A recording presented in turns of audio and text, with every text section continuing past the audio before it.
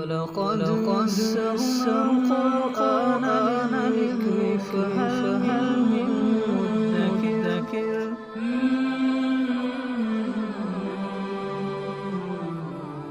سورۃ المائدہ آیت نمبر 20۔ اعوذ باللہ من الشیطان الرجیم، بسم اللہ الرحمن الرحیم۔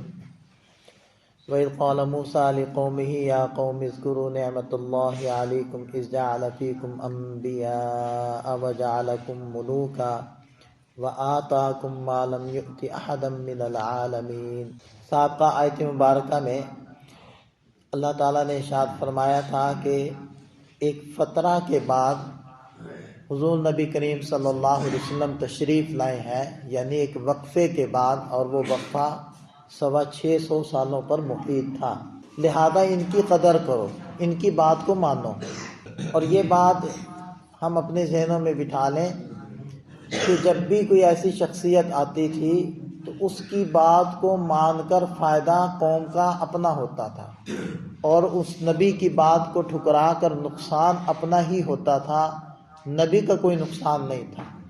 بالکل یہ ہمارے لیے بھی ہے کہ اگر ہم نافرمانیوں پر آ جائیں، جیسے کہ اس وقت عام طور پر امت کا یہی حال ہے، تو وہ اپنے پاؤں پر کلہاڑی مار رہے ہیں، اپنی آخرت برباد کر رہے ہیں، اپنی دنیا مصیبتوں سے بھر رہے ہیں، کسی کا کوئی نقصان نہیں کر رہے۔ نہ اس سے اللہ تعالیٰ کو کوئی فرق پڑتا ہے، نہ اللہ کے بھیجے ہوئے کسی رسول کو فرق پڑتا ہے، نہ اس کی بھیجی ہوئی کسی کتاب کو فرق پڑتا ہے۔ فرق پڑتا ہے تو ہمیں پڑتا ہے۔ تو اسی ضمن میں اللہ تعالیٰ ایک واقعہ آگے بیان فرما رہے ہیں، پورا رکوع ہے، اور وہ رکوع بنی اسرائیل اور اس کے ساتھ پیش آمدہ جو معاملات تھے کہ وہ مصر سے نکلے، اللہ تعالیٰ نے ان کو فرعون سے نجات دی، اور پھر ان کو اللہ کی بات ماننے کا کہا گیا، انہوں نے نہیں مانی، اور پھر وہ رسوا ہوئے، میدان تیہ کے اندر بند ہو گئے 40 سال کے لیے۔ کوئی رکاوٹ بھی نہیں تھی، پاؤں میں کوئی زنجیر اور بیڑی بھی نہیں تھی، پھر بھی 40 سال کے لیے بند ہو گئے اس میدان میں، اس سے نکل ہی نہیں پاتے تھے، سارا دن چل کے بھی اس کے اخیر پر نہیں پہنچتے تھے، حالانکہ بالکل چھوٹی سی جگہ ہے۔ تو بہرحال ارشاد فرمایا کہ وَإِذْ قَالَ مُوسَىٰ لِقَوْمِهِ، یاد کرو کہ جب موسیٰ علیہ السلام نے اپنی قوم سے کہا، یا قوم اذکروا نعمت اللہ علیکم، اے میری قوم، اللہ کی اپنے اوپر ہونے والی نعمت کو یاد کرو۔ یہ نعمت کا تذکرہ کر کے ترغیبی انداز میں حضرت موسیٰ علیہ السلام اگلا حکم بعد میں سنائیں گے۔ اگلی آیت مبارکہ کے اندر وہ حکم آ رہا ہے کہ جو ان کو دیا گیا تھا، اور ان کو حکم دیا گیا تھا کہ تم لوگ فلسطین اور شام کے علاقے میں داخل ہو جاؤ اور جہاد کرو، لڑو ان سے، اور اللہ تمہیں فتح دے گا۔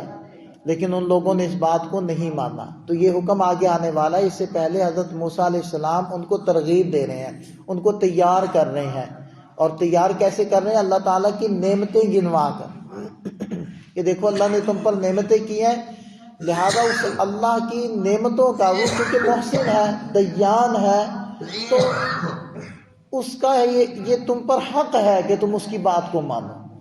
وہ ایک رب ہے، اس وجہ سے بھی اس کا ایک حق ہے، اور وہ منعم ہے، محسن ہے، اس لیے بھی اس کا حق ہے۔ تو دیکھیں، ایک حیوان ہی ہوتا ہے، انسان اس کو تھوڑی سی روٹی ڈال دیتا ہے، کوئی دودھ تھوڑا سا دے دیتا ہے، وہ کیسے آپ کا غلام بن جاتا ہے، آپ کے آگے پیچھے دم ہلاتا پھرتا ہے۔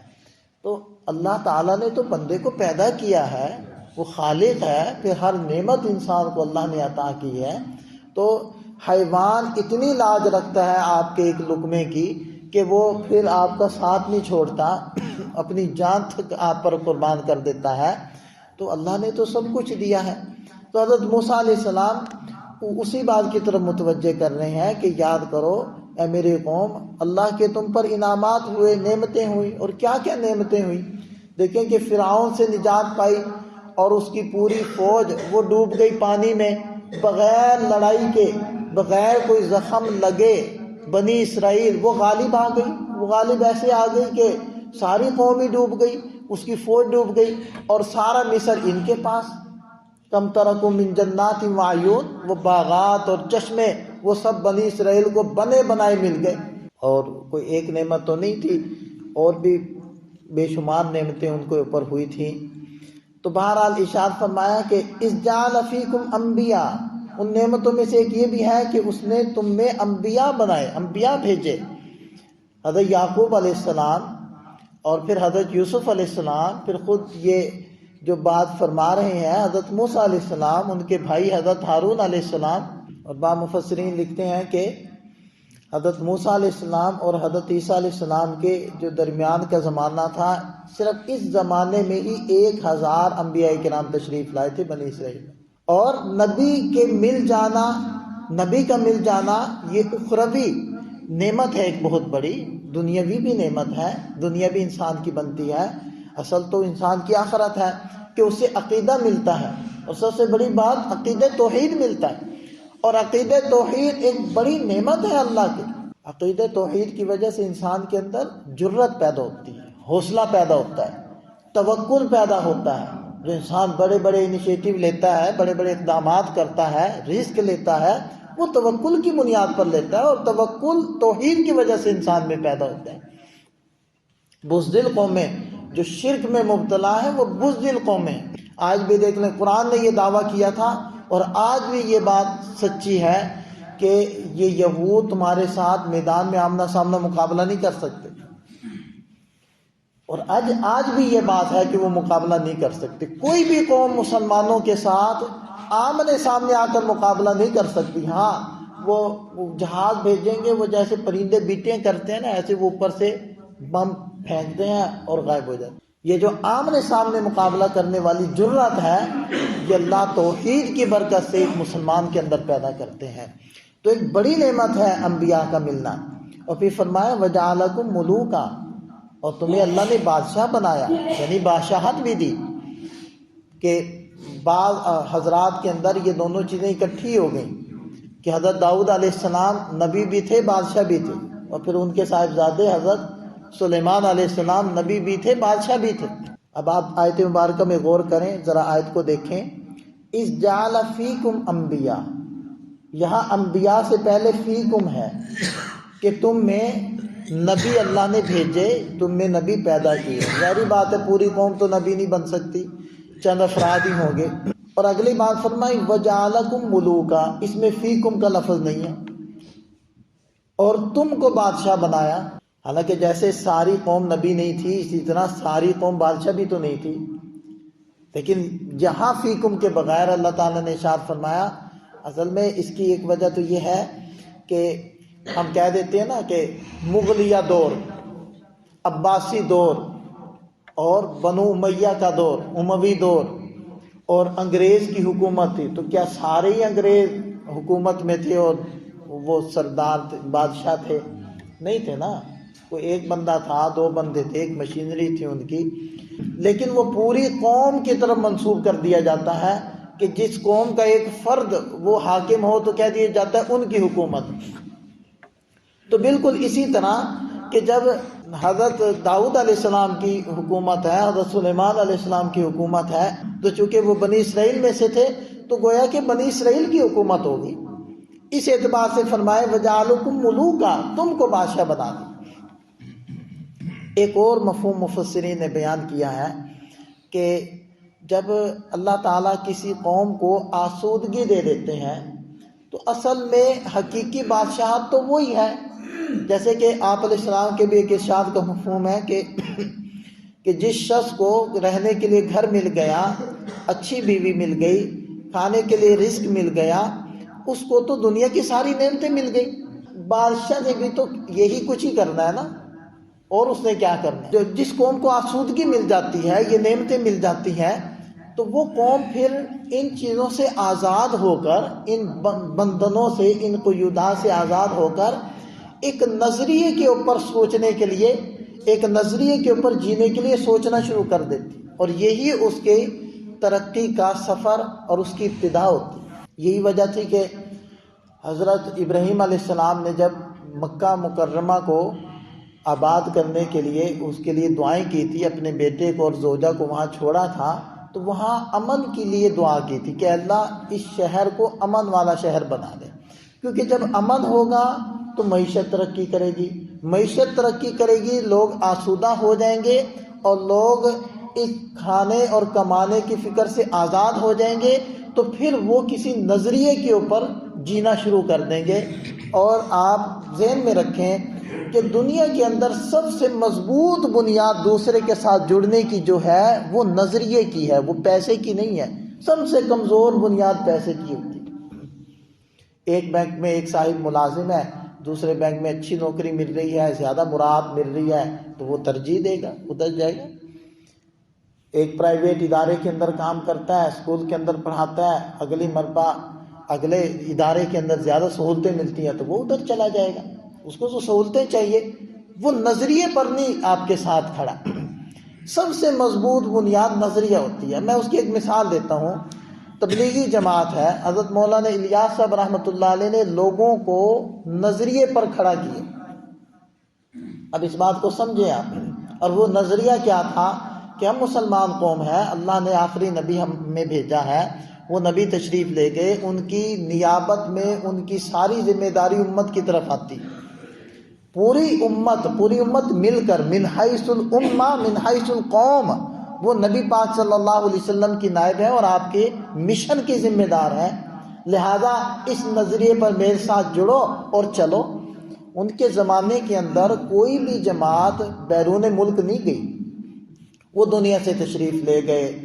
آج سینکڑوں نہیں، ہزاروں نہیں، لاکھوں لوگ اپنی جیب سے روپے خرچ کر کے بیرون ملک ان کے مشن کو لے کر چل رہے ہیں. کیا وجہ ہے؟ وہ ایک نظریے پر لوگوں کو کھڑا کر کے گئے ہیں. اور نظریے کی بنیاد پر جب کوئی کسی کے ساتھ جڑتا ہے تو یہ جوڑ اور یہ تعلق سب سے مضبوط ہوتا ہے. آج دیکھ لیں، میں کسی کی طرف داری نہیں کر رہا، نہ ظاہری بات ہے ہماری کوئی دلچسپیاں ہیں حکومتیں، یہ سیاسی جو لوگ ہیں ان کے ساتھ. آپ اگر موجودہ حالات کے اوپر نظر ڈالیں نا، آپ تھوڑا سا غور کریں گے کہ بعض سیاسی جماعتیں ایسی ہیں کہ ان کے جو ورکر ہیں وہ اس طرح کے جذباتی نہیں ہیں، لیکن بعض جماعتیں ایسی ہیں کہ ان کے ورکر بہت زیادہ جذباتی ہیں، ان کے جذبات کا تعلق ہے اس کے ساتھ اور وہ جان دینے کے لیے تیار. اس کی وجہ کیا ہے کہ وہ کسی نظریے پر کھڑے ہیں اور کسی نظریے پر لوگوں کو تیار کیا. ہو سکتا ہے ان کا نظریہ غلط ہو، میں کسی کے نظریے کی تردید نہیں کر رہا یا تصدیق نہیں کر رہا، میں ایک بات سمجھانے کے لیے مثال دے رہا ہوں کہ کسی کا ورکر جب کسی پر جان دینے کے لیے تیار ہو جاتا ہے تو آپ سمجھ جائیں وہ کسی نظریے پر کھڑا ہے. اور آپ جب اس کو تھوڑا سا سوچیں گے ڈیپلی جا کر تو آپ کو نظر آ جائے گا کہ کوئی نظریہ ہے.